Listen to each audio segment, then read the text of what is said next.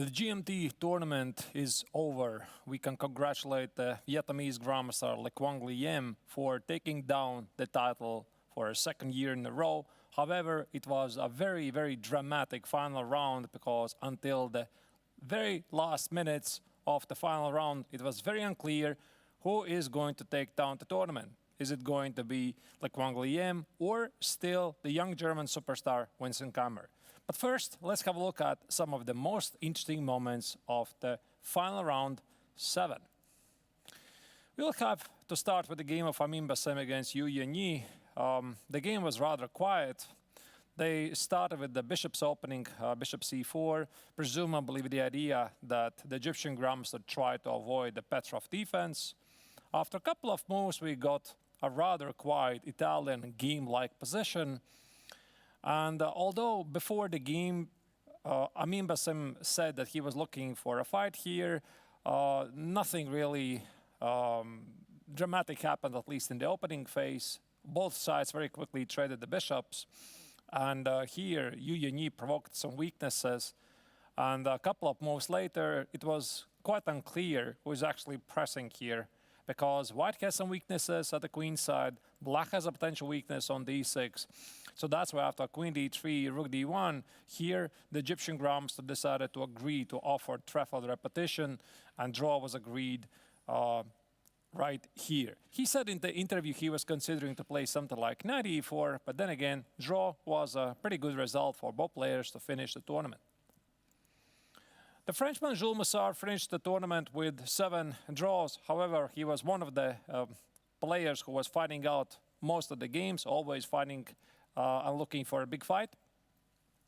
So this time against Daniel Bogdandiak, he declined the Berlin variation, found an interesting idea after knight c4, f6, knight h4, hinting to play at some point a4.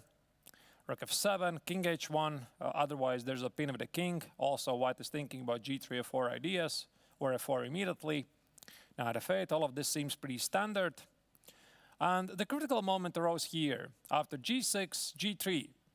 Here the Romanian grandmaster played a5, a move which was criticized later in the post-game interview by the Frenchman, because now he found this very, very strong queen e1. Apparently, the idea of this move is to play f4, because after f4, e takes on f4, g takes on f4, this knight on h4 no longer is attacked by the queen on d8. So indeed, a very deep move. After bishop h3, rook g1, since f4 is a threat, also g4, rook g3 might become a problem. Here, the Romanian grandmaster decided to take the drastic action and change the game with f5, a move which is normally not played in this pawn structure. Here, queen c3 was played by the Frenchman, a move he would criticize later. He felt he was close to have a big advantage, and he was right. He had to include e takes on f5 first. And now the key idea, if black plays g takes on f5, now queen c3 is very strong. Also, g4 idea with f4, knight f5 becomes an option for white, so white would have retained better chances. So the Frenchman had the right idea. However, he executed it with the wrong order of the moves. Because after queen c3, queen d4, now he decided to take on f5. However, black took on c3 first, creating some weaknesses in white's camp at the queen side.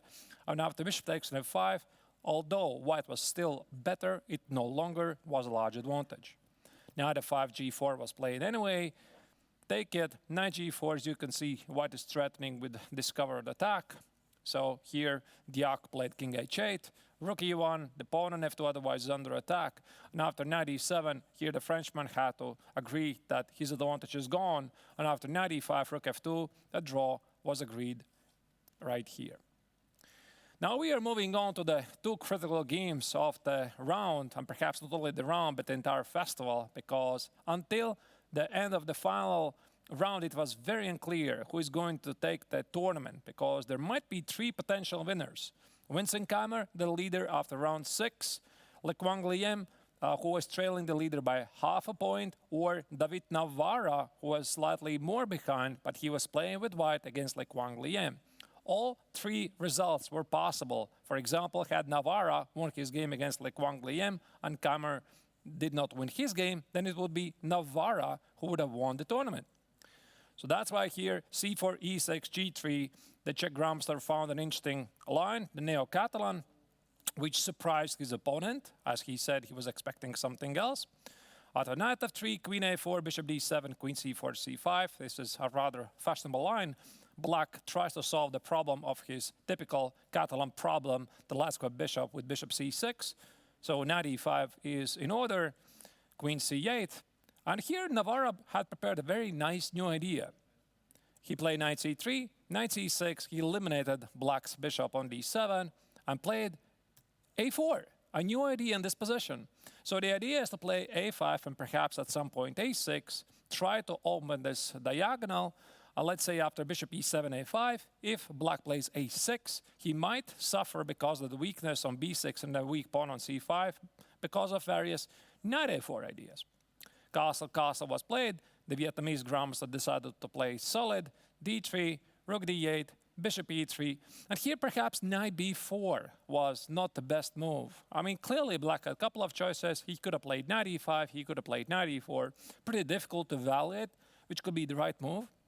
After knight b4, queen b5, here Black probably made yet another minor inaccuracy and played knight c2, which of course makes sense because Black is attacking the rook and wants to eliminate one of White's bishops.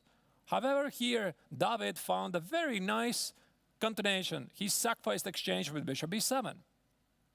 After rook b8, a6, White says you can take my rook on a1, but White will have for this the very strong bishop on b7 and potentially a great target to attack the pawn on a7. The exchange was obviously accepted, knight e5 was played, and here probably the critical moment of the game. Queen d7, rook d7, and after the game, Navarro showed the right idea, which he was considering, but for some reason he didn't go there. He had to continue with knight e5, he takes on d5, d4. Because Black cannot really take it, this would open the bishop's path to the pawn on a7, and after c4, rook a5 suddenly becomes very strong. Navarro was struggling to evaluate this position properly, so that's why he didn't go there. Instead, he decided to play bishop c6, repeated position a couple of times, and opted for knight b5, going after the pawn on a7. But later he would confess that he simply missed Black having this resource of rook takes on b5 and simply rook b8. Now the position just transposes to opposite color bishops. Rook takes on b2, Black is very active and no longer has to worry about the weak pawn on a7. Navarro actually felt he has to be careful, and that's why he decided to trade the rooks right away with rook b5. Rook b4 was a move, rook b7 also was a possibility, but still draw would almost always be the most likely outcome. That's why the Vietnamese grandmaster decided not to challenge the fate, go to the bishop endgame, and draw was agreed rather quickly. And that would mean that Le Quang Liem, with this draw, became the leader of the tournament with one more game to go. Now, Vincent Keimer had to make a draw with Black. So he was playing against Arjun Erigaisi, and before the game, the German player confessed that, of course, Arjun will be looking for a big fight because the Indian player also was looking for a possibility to climb higher in the overall rankings. After knight f6, castle, bishop e7, the players demonstrated their very deep prep. Keimer remained true to his knowledge of playing the marshal, which the Indian player tried to deny. Early in the tournament, Navarro had played a4, another way to avoid the marshal. h3 is one other way. Bishop b7, d3, d5. Very trendy line these days. And the point is that out of e takes, knight e5, Black is pretty happy to give away the pawn, because after knight e5, knight e4, White eliminates White's bishop on b3 and has two beautiful bishops and a great activity at the king's head.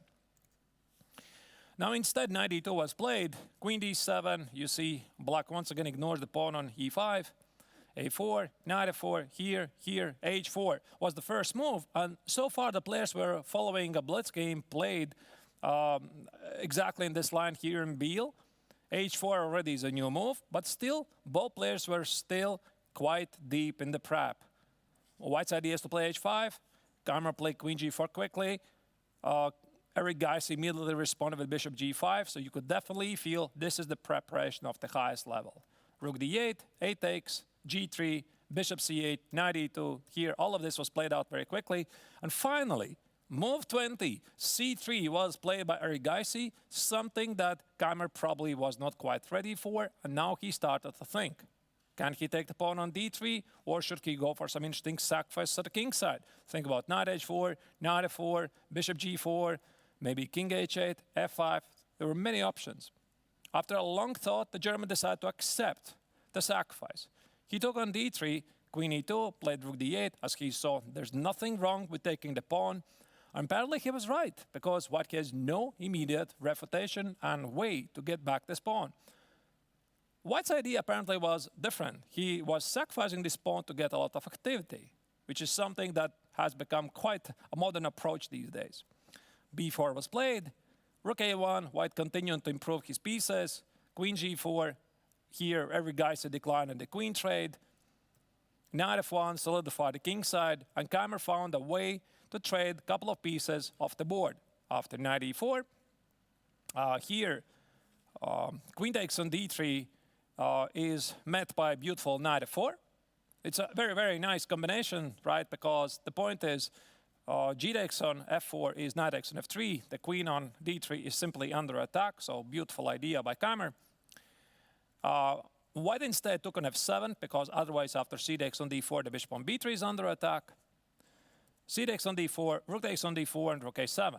So black retains his extra pawn, but maybe his king could be potentially more in trouble, because white's rook on the 8th and 7th rank are more dangerous. Bishop e6 was played, here king g8. At about here it was already getting pretty obvious that Keimer does not need to play this game for the win, because if Le Quang Liem had won his game, or Navarra had won his game, then Keimer essentially would have to fight for the win. However, the game was getting to a draw, and that's why also for the German it was pretty obvious. Draw is a good result in this game. And he was doing well. So here black was well defending, and Erigaisi was still looking for ways to crash through, having a minor pressure. Another trick, queen takes on e5 is a big mistake, because a very nice shot, queen takes on a fun check here, and for example, bishop c4 or bishop h3, the queen on e5 is ganging, black wins something. So that's why here queen e4 was played, queen f5, queen c6, bishop f7. So black needs to deal with the final rank weakness, and then he seems to be pretty safe. The pawn on g5 also is ganging, so that's why white started to go with tricks and reinforce the threat of knight e7. Queen g6 here. And now we get to one of the first critical positions of this endgame. Now, I don't know what happened here, but Keimer probably lost a sense of danger. He should have played rook e8, which normally, under normal circumstances, he would have played.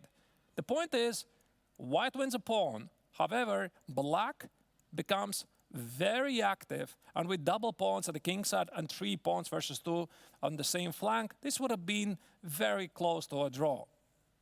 Now instead, here, black played bishop e8, a move he would regret later, because even though there's nothing terribly wrong with this move, suddenly black's pieces become very clumsy. So queen d5 was played. Here, in time trouble, the clock was ticking, and Keimer found some ghosts after queen f7. He saw some tricks which were not there, probably knight e3, because after knight e3, black cannot really take on d5.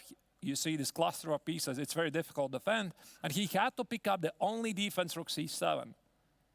Threatened to play queen d5 and rook c5.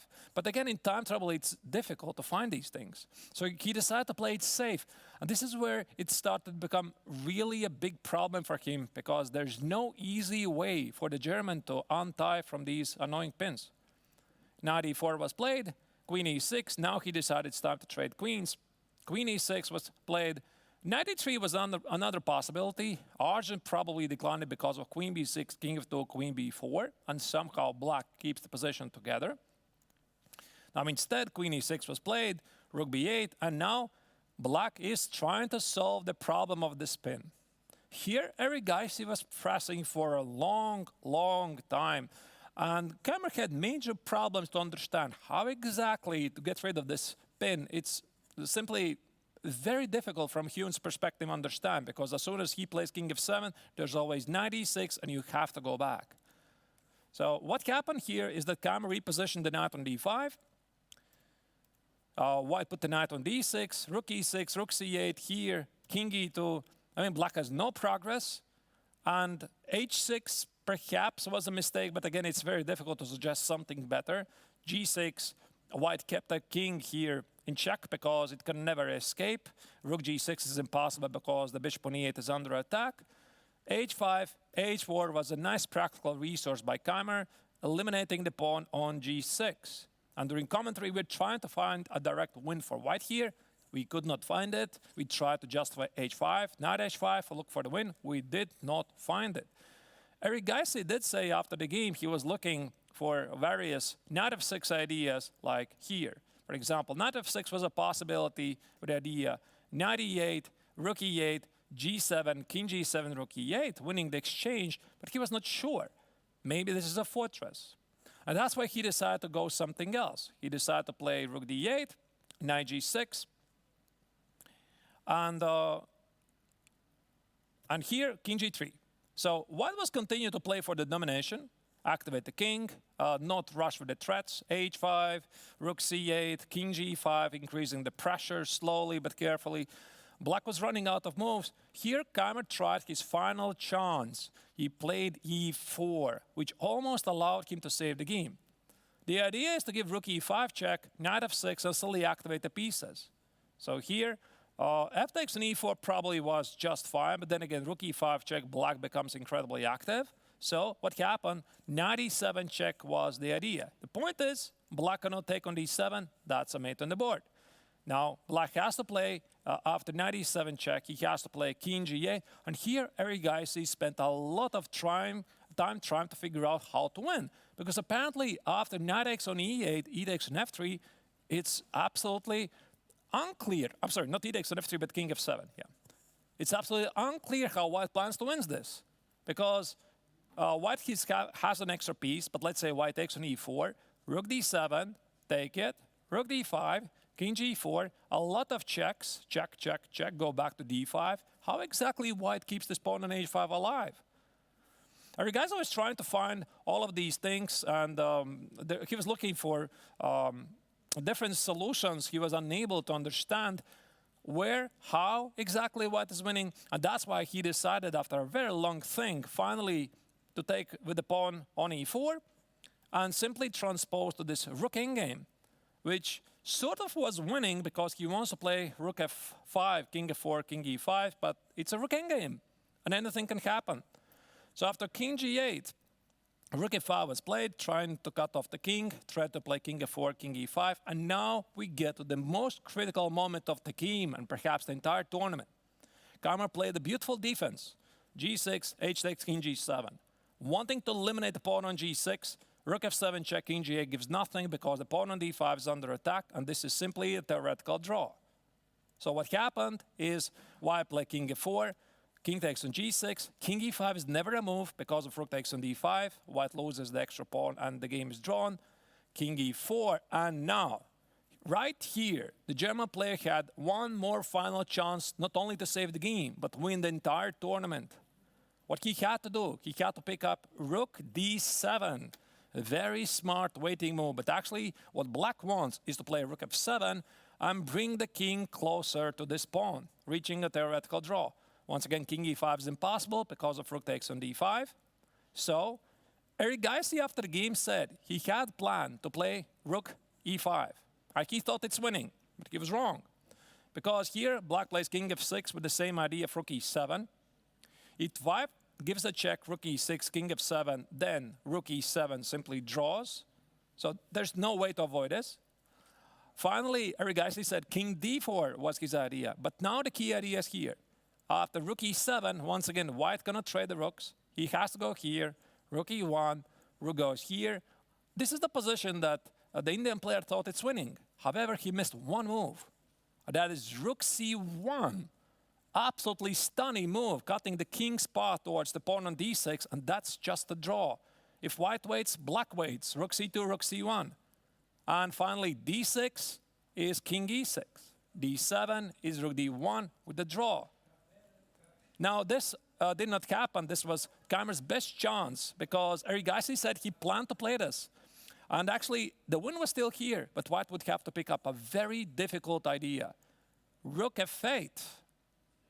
with the idea that rook f7 is, I think, rook e8. And then again, the king is cut off. And the trick is after king g7, there's still the same trick of rook f7. White plays here, rook f7. And now probably the most difficult move of the tournament. Rook f5, some sort of Zugzwang. Apparently, black can do nothing, because if he takes it here, he loses the pawn endgame. King f7, d6, king f8, all position. Black is missing one more rank to reach a theoretical drawn endgame. And again, let's say black doesn't trade the rooks. He plays king g6, rook e5. Now black has no access to rook e7 anymore. Here, check, here, and the king advances. So this was still possible. And for the German, he played perhaps this rook f6 a bit too quickly. And now there's no way. There's no way that white is not winning this, because king d4, king c5, d6 is reaching the Lucena bridge position. And about here, Keimer finally realized that if his best opportunity to save this game is gone. And the Rigaisi showed a flawless technique how to build up the bridge. The players made a couple of moves, but here, the German player had to resign. Incredible game. Drama was happening in the final round, and as you see, until the 7th hour, it was still unclear who's going to win the triathlon. And that's the result of round 7.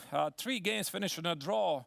The most critical game, of course, Navarre against Le Quang Liem. One of them, if they had won, could become the champion. But for Le Quang Liem, in the end, the draw was enough, because his direct competitor and rival for the title, Vincent Keimer, lost this very, very close rook game.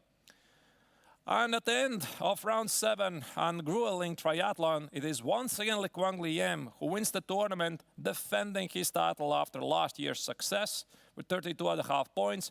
For Vincent Keimer, the tournament ends with a disappointment, but still a very great result for the young German, being so close to the victory. David Navarra played some very good chess here in Biel, finishing in a solid 3rd place. Ordinary guys, after winning the Blitz tournament, finished the tournament and the triathlon on a positive note with 4th place. Yuan Yi, Jules Moussard, Amin Bassem, Daniel Bogdan-Diak finished behind them. So that's it. Once again, the festival is approaching its finish line. The GMT tournament is over, and we are already getting ready for the next year's GMT festival. However, there's more tournaments happening here in Biel. It's the MTO tournament, whose action resumes on Thursday. The broadcast starts 2:30 p.m. Central European Summer Time. Don't miss the final round of MTO, and follow who is going to take down one of the most prestigious open tournaments in Europe.